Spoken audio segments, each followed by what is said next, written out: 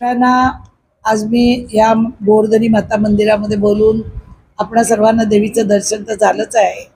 त्याचप्रमाणे नव्या मुंबईमध्ये होणारं super specialist hospital and medical college, या मेडिकल कॉलेजसाठी आणि सुपर स्पेशलिस्ट हॉस्पिटलसाठी भूखंड बघून भूखंड घेऊन त्याच्यानंतर त्या भूखंडाच्या निविदा वगैरे काढल्या, टेंडर झालं, सगळं प्रोसिजर झालं. पण काही इथले विरोधक, एक समाजकंटक, हे सगळे कोर्टात जाऊन त्या भूखंडावरती स्टे ऑर्डर आणली आणि ती स्टे ऑर्डर आणल्यामुळे गोरगरिबांना जे होणारे त्यांचे हाल आहेत आणि त्यांना मिळणारी जी सुविधा आहे त्याच्यापासून ते वंचित राहू नये म्हणून लवकरात लवकर हा जो स्टे आलेला आहे तो उठवला गेला पाहिजे.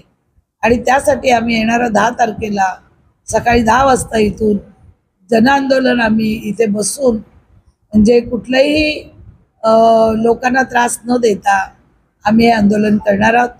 आणि जाहीर निषेध, कारण पालिकेच्या अधिकाऱ्यांनी सुद्धा जर वेळेवर काम केलं असतं तर आज या विरोधकांना वेळ मिळाला नसता कोर्टात जायला.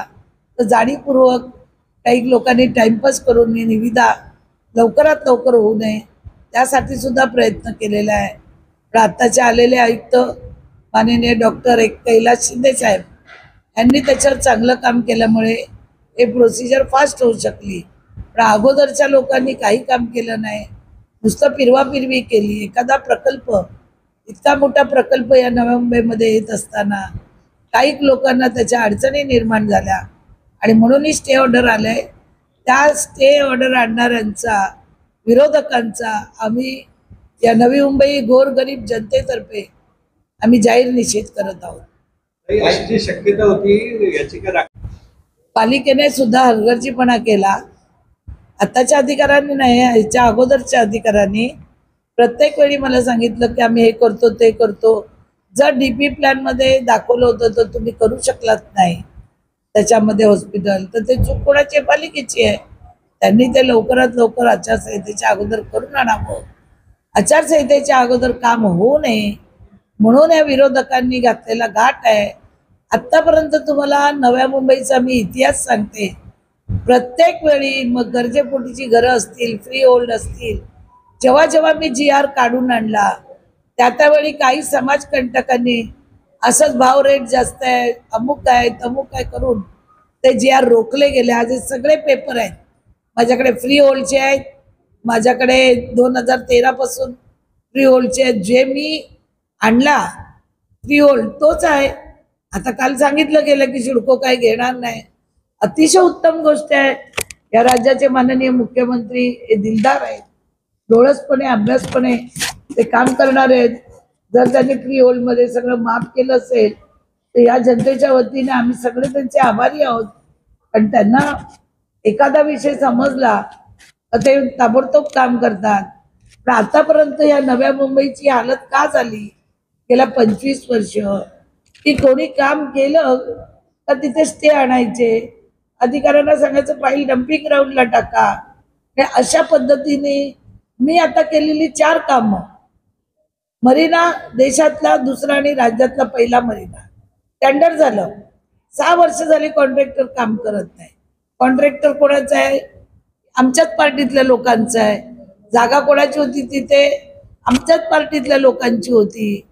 मला एखादं काम आपण करतो पब्लिकसाठी, जनतेसाठी, त्या कामात खो घालायचा. आता त्या दिवशी मी वाशीला G+1 विरुंगळा केंद्र, सेंट्रल लायब्ररी, ज्येष्ठांसाठी भवन असं सगळं बनवायला घेतलं. टेंडर झालं, भूमिपूजन झालं, लगेच 2 दिवसात स्टे आणला. ते स्वतः काही काम करायचं नाही, इथून आमदारकीची स्वप्न बघायची. हे जनतेला तुमच्या माध्यमातून कळायला पाहिजे. हे आमदार तुमच्या कशासाठी आलेले आहेत बनायला? 10 वर्ष कोविड काळात होते कुठे? कोण सांगतो मी कोविड योद्धा, कोण सांगतो मी कोविड मध्ये होतो. मला 3 वेळा कोविड झालाय ना, किती वेळा कोविड झाला तरी दवाखान्याचे पेपर दाखवावे का? तर कोविड काळात आम्ही खाली उतरून काम करत होतो, जनतेत काम करत होतो. आज बोलायला नाही पाहिजे पण तुम्ही काही करू शकत नाही म्हणून आमची कामं रोखून ठेवायची.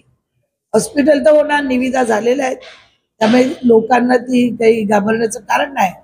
पण येणाऱ्या 10 तारखेला आम्ही इथे बसणार आहोत पालिकेसमोर. लवकरात लवकर त्यांनी डीपी प्लॅन करून आणावा आणि जनतेला, या गोरगरीब जनतेला दिलासा द्यावा, एवढीच माझी. हा जर ब्रिज बनला, तुम्हाला माहिती आहे सीबीडीत जायला किती 2-2 तास ट्रॉफिक असते. आज 2 तासामध्ये किती लोकांचं इंधन जळलं जातं, पेट्रोल डिझेल, वेळ. त्याच्यानंतर हा जो रोड येतोय, या रोडवर कुठे झाडच नाही आहेत. कोण सांगतो 2000 झाडं, कोण सांगतो 3000 झाडं, 30,000 झाडं. अरे कुठे झाडं तर दाखवा मला. फक्त हा रोड होऊ नये, आणि ह्यांना पैसे मिळणार नाही ना. या हॉस्पिटलचे पैसे मिळणार नाही टक्केवारी, मराठा भवनचे मिळणार नाही टक्केवारी, या महाराष्ट्र भवनचे. त्याच्यामुळे काय मंदा मात्रे करते ना, तर काम करून द्यायचं नाही. याच्यामध्ये खूप खोलात जर तुम्ही गेलात तर खूप विषय आहे.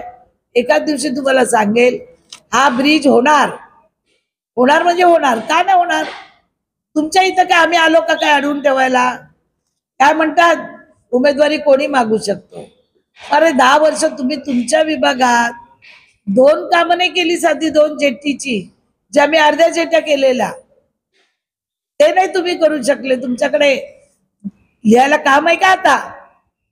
आता लिहायला वॉटर मीटर गटर पण नाही, कारण नगरसेवक पण नाही. 5 वर्ष काय काम लिहून लोकांना, जनतेला देणार आहेत? छत्र्या वाटल्या, आणखीन काय वाटलं, सडके नाचत, ते लिहून देणार जनतेला?